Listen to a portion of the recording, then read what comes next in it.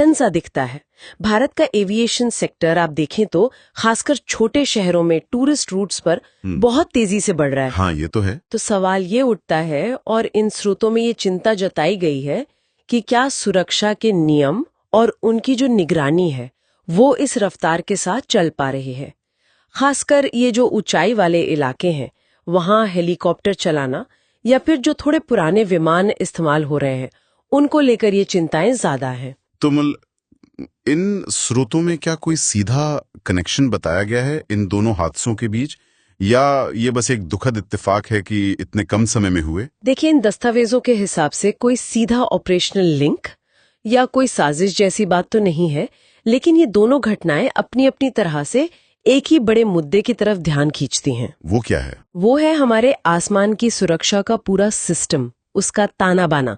ये स्रोत हमें ये सोचने पर मजबूर करते हैं कि कहीं ऐसा तो नहीं कि विकास की इस तेज रफ्तार में हम सुरक्षा मानकों से कहीं कोई अनदेखा समझौता कर रहे हैं।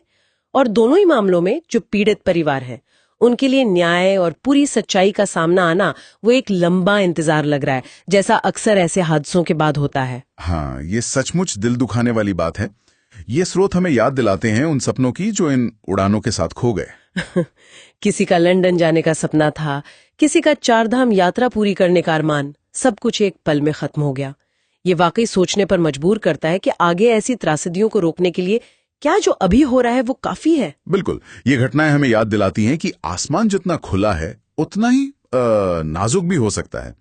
सुरक्षा नियमों को और सख्त करना, हाँ, वो एक कदम जरूर हो सकता है, पर शायद सिर्फ उतना ही काफी ना हो। और शायद यहीं पर हम आज की ये बातचीत खत्म करते हुए एक सवाल छोड़ जाते हैं सबके लिए, जो इन स्रोतों को पढ़ने के बाद मन में आता है कि क्या सिर्फ नियमों को और कड़ा कर देने से काम चल जाएगा, या फिर हमें हवाई यात्रा से जुड़ी पूरी सोच, उसका जो पूरा इंफ्रास्ट्रक्चर है और जो सुरक्षा का कल्चर है, उस पर ही नए सिरे से सोचने की जरूरत है।